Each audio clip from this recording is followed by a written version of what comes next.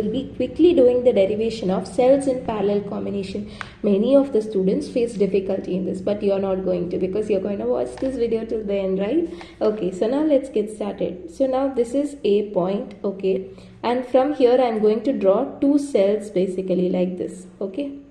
Two cells I am going to draw. Similarly, I will draw here one cell, okay, and this is point C, let's say, and this end point and this end point I am naming, let's say, B1, B2. Understanding the concept, right?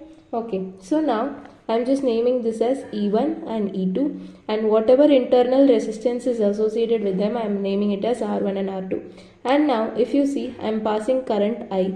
So when this reaches this junction, it gets divided into I1 and I2, and when it reaches this junction, both I1 and I2 will get joined together and will flow as I basically. I hope this concept is clear now. Okay, so now firstly, in the parallel combinations derivation, you might have read that I is equal to I1 plus I2 you might have used, because in the parallel combination the current is something that is divided. So in this also, since it's connected in parallel, we will use I is equal to I1 plus I2. So but for that we want the value of I1 and I2, right? So that's the valid point. So now we want that. So how to find that? So V is equal to VB1 B2. So across this, for this alone, for the first cell alone, I am finding the basically the potential difference. That will be equal to what? See, this is discharging condition. From this positive terminal it is going away, right? So this is discharging condition. In discharging condition, this will be V is equal to E1 minus I1 R1. I hope you knew this, right? So now similarly, V is equal to VB1 B2. That will be equal to, so across the second one it will be E2 minus I2 R2 basically. I hope this point is much clearer out there. Okay, so this and this you just keep it in your mind. Okay, so from here we want I1 and I2, right? So we can derive that I1 and I2. So I1 R1 will be E1 minus V. From in here we can say that I1 is equal to E1 minus V by R1. Similarly, here I2 minus R2 is equal to E2 minus V. So from in here I can say that I2 is equal to E2 minus V by R2.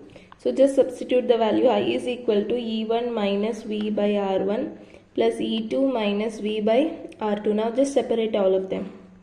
That's E1 by R1 minus V by R1 plus E2 by R2 minus V by R2 basically. Getting the concept?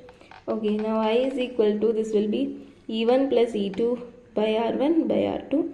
Now minus of V I take common, 1 by R1 plus 1 by R2 basically. Now I is equal to E1 by R1 plus E2 by R2 minus V. I am just writing this as R1 plus R2 by R1 R2. Now I am transposing the whole thing this side, so that is V into R1 plus R2 by R1 R2 is equal to E1 by R1 plus E2 by R2 minus I basically. Understanding the concept? Now just take LCM on both sides. So this is already taken LCM. So just take LCM here. E1 R2 plus E2 R1, okay, minus I R1 R2 by R1 R2 it will become, right? So this got cancelled. Now just transpose this to denominator part. So now from in here I could say that V is equal to, okay, what is happening? Yes, V is equal to E1 R2 plus E2 R1 by R1 plus R2. I am just splitting beta. So this will be I into R1 R2 by R1 plus R2. So now for this, if I have to write that equivalent one, that is between point A and C. So this will be in this manner, okay, C, okay, this is E equivalent and this is R equivalent. Understanding? So for this I have to write, means V is equal to E equivalent minus I into R equivalent. Understanding? So comparing these both equations, we will be getting E equivalent is E1 R2 plus E2 R1 by R1 plus R2, and R equivalent is R1 R2 by R1 plus R2 basically. I hope this concept is also pretty much clearer out there. Okay. Okay, bas. I hope this derivation is clear. Okay, thank you. Bye bye.